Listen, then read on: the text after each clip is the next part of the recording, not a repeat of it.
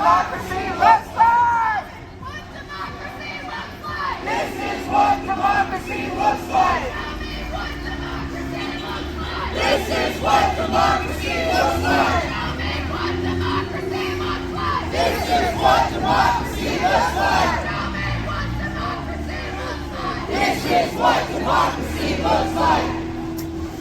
Yeah.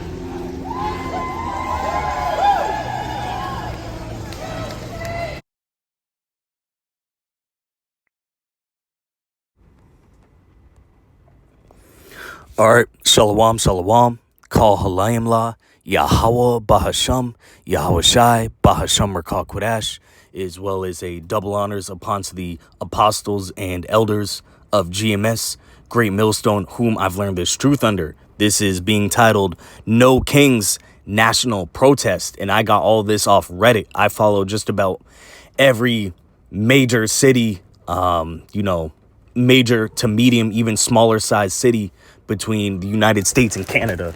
And it's going down, man. It's going down. This was the video I got in Seattle, Washington, but just give you a preview of how many cities are in uproar currently. This is Seattle, Washington, Dayton, Ohio, Cincinnati, Ohio, San Diego, California, St. Louis, Missouri, Chicago, Illinois, Nashville, Tennessee, Portland, Oregon, Austin, Texas, Buffalo, New York, Columbus, Ohio, Milwaukee, Wisconsin, Sacramento, California.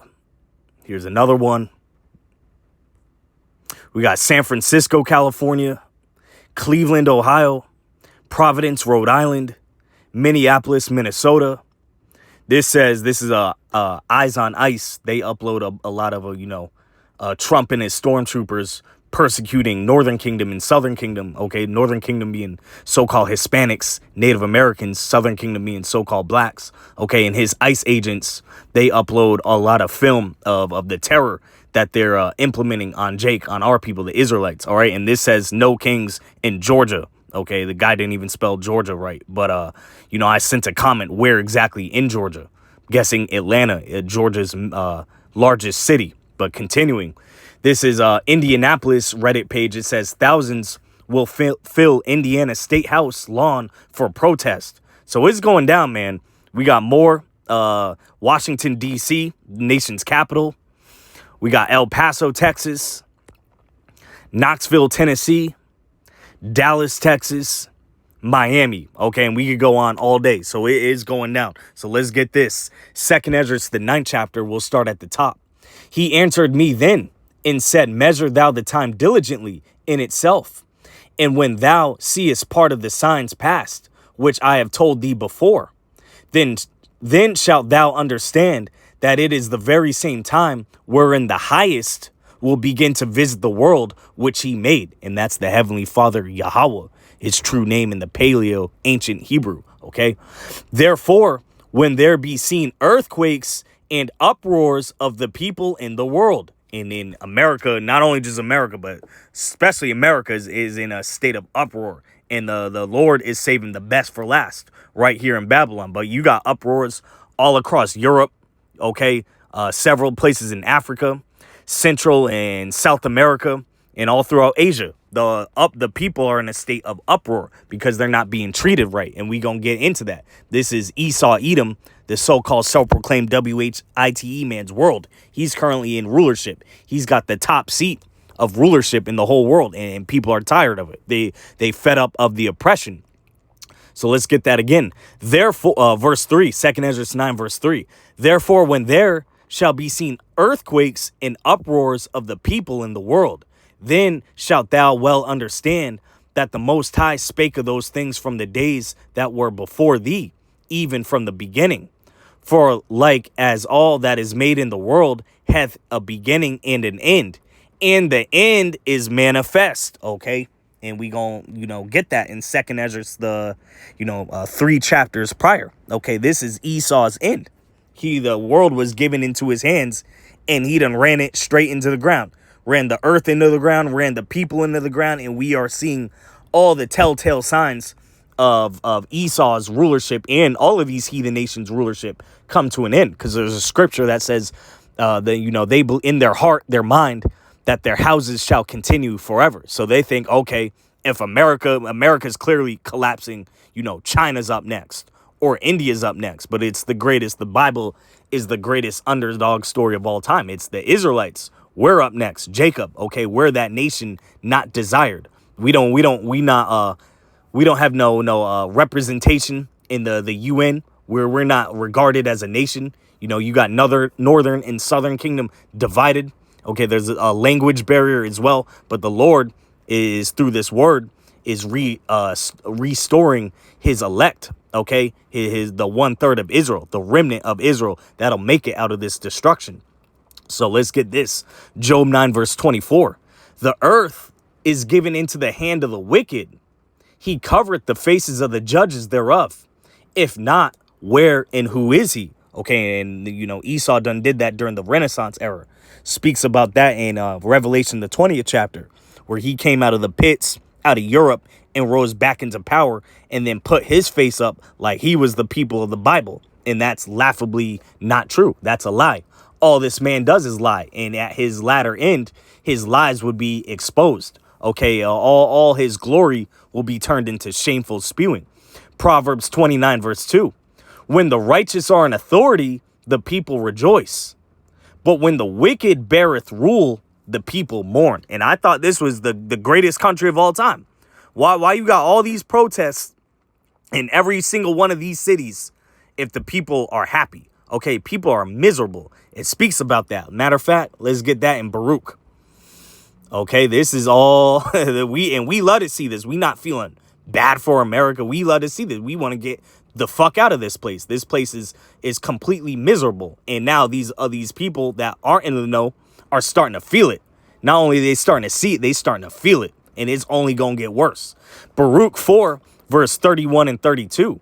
Miserable are they that afflicted thee, and rejoiced at thy fall. Miserable are the cities which thy children served. Miserable is she that received thy sons. And how did America receive the Israelites? By speaks on that Deuteronomy 28, verse 68. Okay, that we would go into Egypt again, but by way of ships. Egypt meaning bondage. Okay, America is modern day Egypt. And we've been serving a very bitter bondage here for centuries. Okay, but Thawadi Yahweh Yahushai, we can see that this bondage, our captivity, because we are yet this day in our captivity, is coming to an end. And that all coincides. Esau's kingdom falling down coincides with our kingdom coming up. Okay, so let's get a couple more, speaking on that spirit of sedition, that spirit of uproar, that spirit of despising your leaders. This is 2nd Esdras. We'll start the 15th chapter, start at verse 14. Woe to the world and them that dwell therein, for the sword and their destruction draweth nigh. And we know the modern day sword being these guns. And don't know nation to have more guns than Babylon the Great America. For the sword and their destruction draweth nigh, and one people shall stand up and fight against another, and swords in their hands. For there shall be sedition among men, and invading one another. They shall not regard their kings nor princes, and the course of their actions shall stand in their power. And we're seeing that. Okay, sedition, you look up that word, means like a plot against the government. Okay, the people that are in rulership. We're seeing, that spirit of sedition more and more and more get stirred up. Not only here in Babylon the Great America, but other countries. These politicians, is going to be a target. They going to get their heads, knocked off. Okay, and people not going for the BS no more. Continuing on, a man shall, verse 17, a man shall desire to go into a city and shall not be able. For because of their pride, the city shall be troubled, the houses shall be destroyed, and men shall be afraid. A man shall have no pity upon his neighbor, but shall destroy their houses with the sword and spoil their goods because of lack of bread and for great tribulation. Okay, and, I'm about to hit the road, Lord willing, safe travels. But Lord willing, tomorrow, I do another video on Reddit. It's called a page on Reddit called Economic Collapse. Okay, and it's very, what they described is right here. Okay, men, coming against their government officials and then not having no pity upon a neighbor. Okay, there's gonna be a famine, not only of food, but of also hearing the true words of Yahweh Ba'Shem Yahushai. Okay, men of the Lord ain't gonna be on the streets when all out hell is breaking loose, and we're seeing, that early stages of martial law, because pretty soon these quote unquote peaceful protests, you already know, with Esau Edom is finna turn violent. Okay, so let's close this out. And we believe Trump to be modern day Nero. Okay, so I just looked this up. This is what was Nero known for? Okay, Nero, one of the rulers over ancient Rome. Okay, we believe Trump to be Nero reincarnated. Nero is known for his cruelty and extravagance, including political murderers, persecuting Christians, and being blamed for starting the Great Fire of Rome. However, he is also associated with cultural and economic successes during his reign, such as promoting arts and athletics, and some historians now re-examine his legacy as potentially more complex than a simple monster. The famous image of him playing the fiddle while Rome burned is likely a myth, as the violin did not exist and he was not in Rome at that time. And then, negative associations, murder and tyranny, persecution of the Christians. Well, who were the first Christians? The Israelites, okay? Mainly, in back in Rome, the southern kingdom being in captivity. Judah, Benjamin, Levi. Judah, so-called Negroes. Levi, okay, so-called Haitians. And Benjamin, so-called West Indian Jamaicans, okay? Modern day, what's Trump doing? Let's go back to that eyes on ice. He's persecuting the Israelites, okay? Just like before, all right? You got a whole Reddit page, Eyes on Ice, okay? Northern Kingdom Jake just sitting in his living room, boom, Esau kicked the door in and got, guys speaking Spanish telling him to get out, okay? This is that persecution, and we believe him to be that cruel Lord spoken on in Isaiah, the 19th chapter. So let's bring this out. Lord willing, this be edifying. This is going to be Isaiah 19. We'll start at verse 2. And in Egypt, America is modern day Egypt, once again, meaning bondage. It's a modern day Egypt. It's modern day Babylon, meaning confusion. Okay, it's modern day Sodom and Gomorrah. It's also the second leg of the Roman Empire, the Greco-Roman Empire. Okay, Isaiah 19, verse 2 through 4. And I will set the Egyptians against the Egyptians, and they shall fight every one against his brother, and every one against his neighbor, city against city, and kingdom against kingdom. And the spirit of Egypt shall fail in the midst thereof, and I will destroy the counsel thereof. And they shall seek the idols, and to the charmers, and to them that have familiar spirits, and to the wizards. And here it is, verse 4.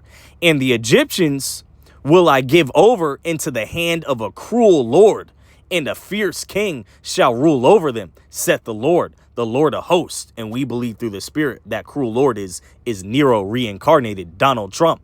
Okay, well, let's read this again. Nero is known for his cruelty and extravagance. And it also said he was, Rome was up in flames and he was promoting athletics. Sound familiar?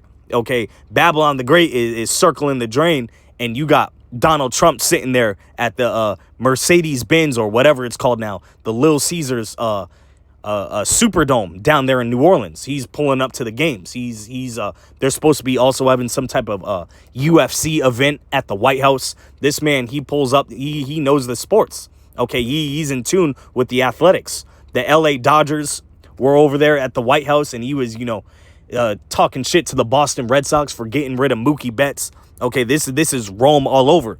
The bread and circus games. But, you take away that bread and circus, okay, college football, the MLB playoffs, all this nonsense, and people is really that veil, that mask of deception. People are going to really see it for what it is, especially these Americans. You take away their food. You take away this drug and chemical induced food, and they going to really snap. All right, and we gonna witness that. It's just gonna get worse. Let's actually get this, talking about a kingdom being divided. America is clearly in a state of division. and I can't spell right now. Okay, so we'll start with Matthew 25, Matthew 12, verse 25. And Yahushua knew their thoughts and said unto them, every kingdom divided against itself is brought to desolation, and every city or house divided against itself shall not stand. Okay, let's get another one.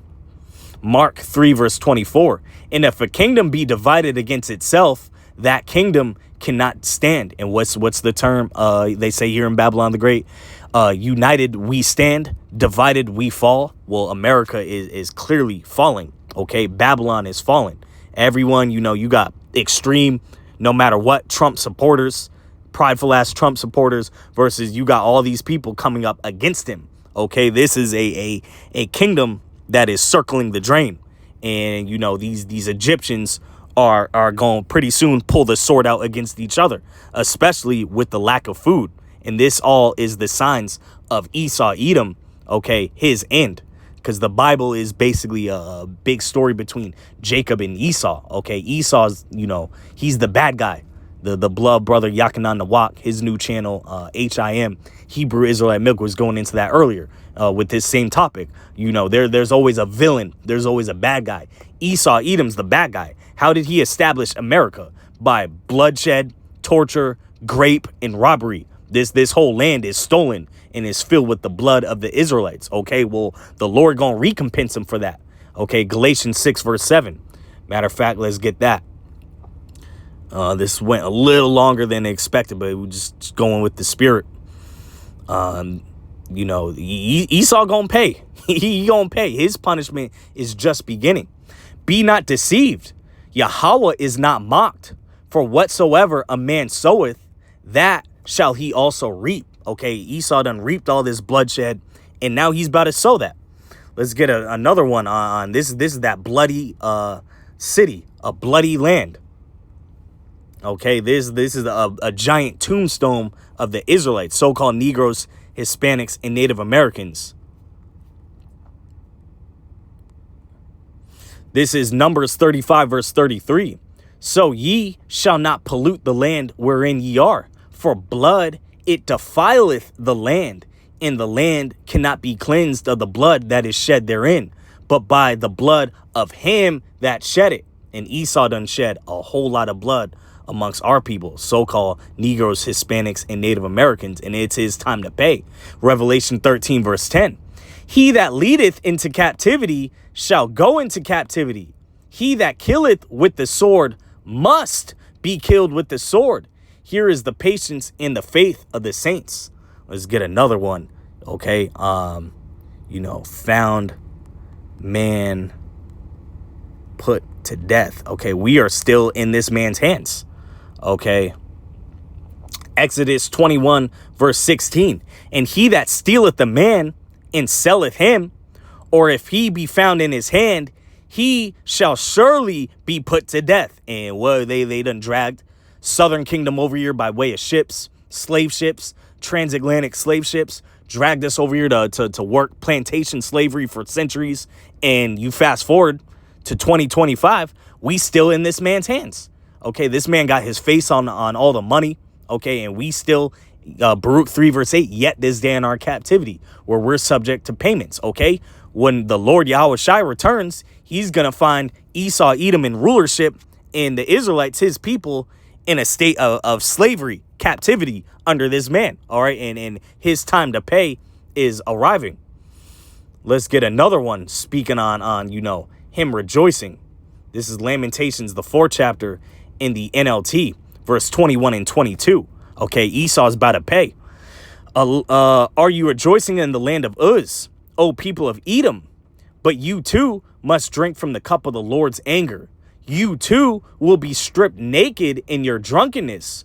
O beautiful Jerusalem, your punishment will end. You will soon return from exile. But Edom, your punishment is just beginning. Soon your many sins will be exposed. Okay, and that's going back to Esau, Edom, his glory, shameful spewing being highlighted on his glory. Okay, all his history of bloodshed is now haunting him. Okay, you got that term white guilt.